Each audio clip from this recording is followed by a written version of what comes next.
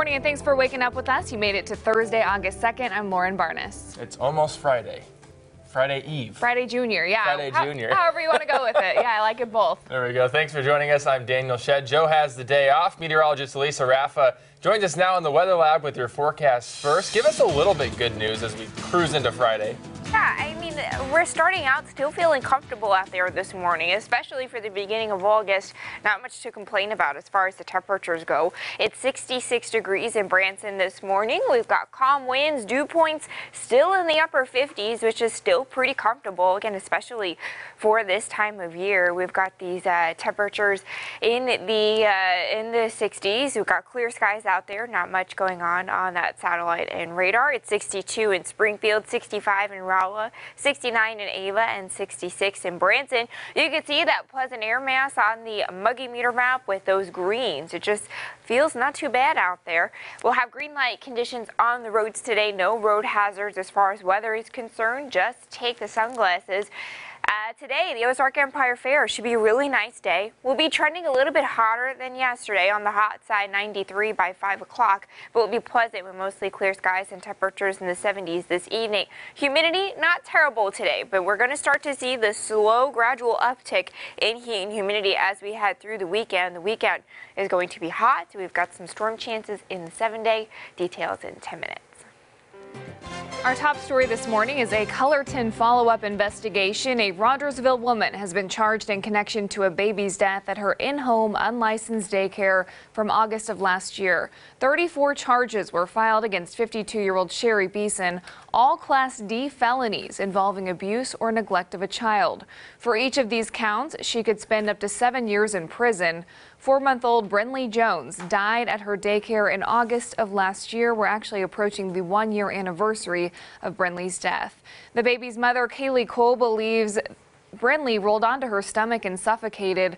Cole didn't know at the time that Beeson did not have a license to run the daycare.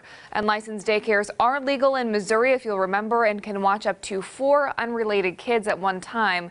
This one, however, had 24 kids there, 20 of them unrelated when Brinley died.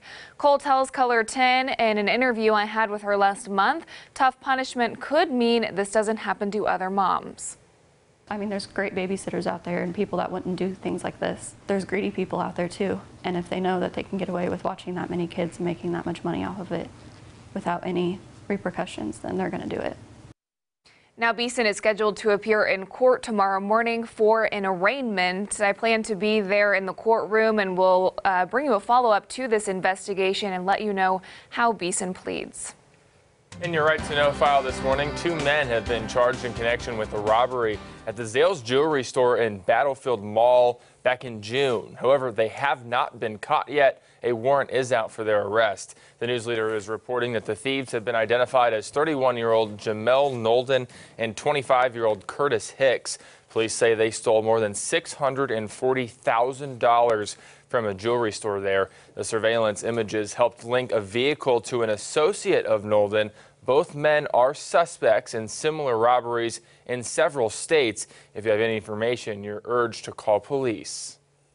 In some more local news, just a few days away from the August 7th primaries on Tuesday, and Greene County has some new technology for you at the polls.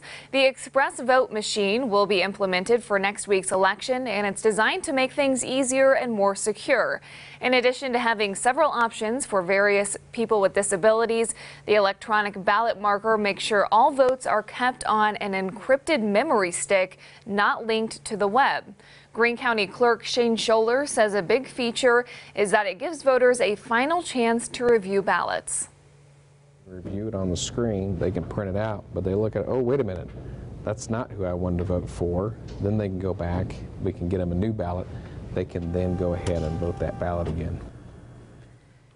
On Tuesday, all polling places will open at 6 a.m. and close at 7 p.m.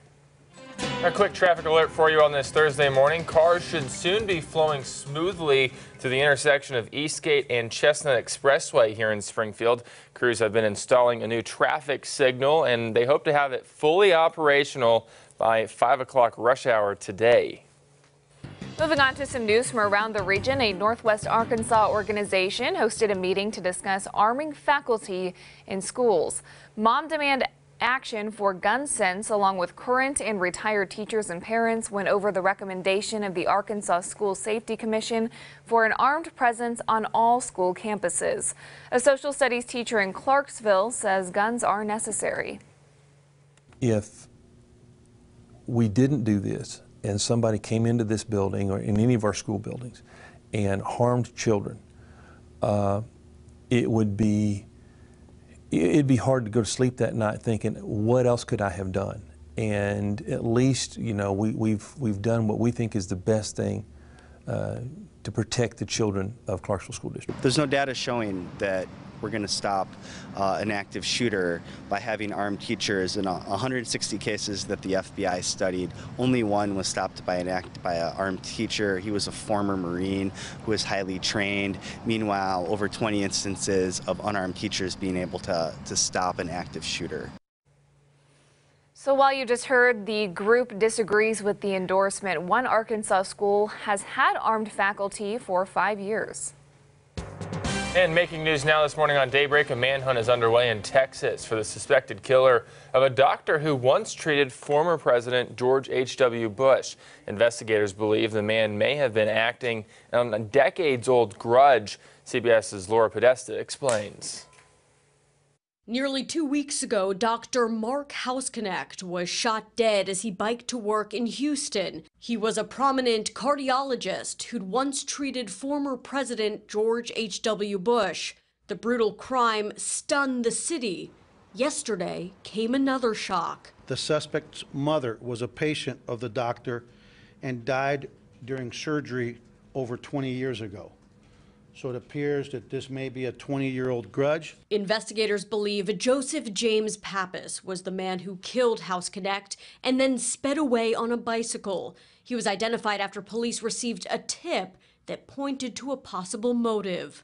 I don't know how long when he decided to do this, but I'm very familiar with how this murder was committed, and there was a lot of planning that went into this. Detectives searched Pappas's home on Wednesday. They say they found more evidence tying him to the shooting, but no sign of the suspect. Pappas has not been seen or heard from since Tuesday morning when he sent a text message saying he planned to kill himself. Neighbors saw no signs he was plotting to murder someone. Didn't bother people around here and didn't go around, looking for trouble either. Police are warning the public that Pappas should be considered armed and dangerous.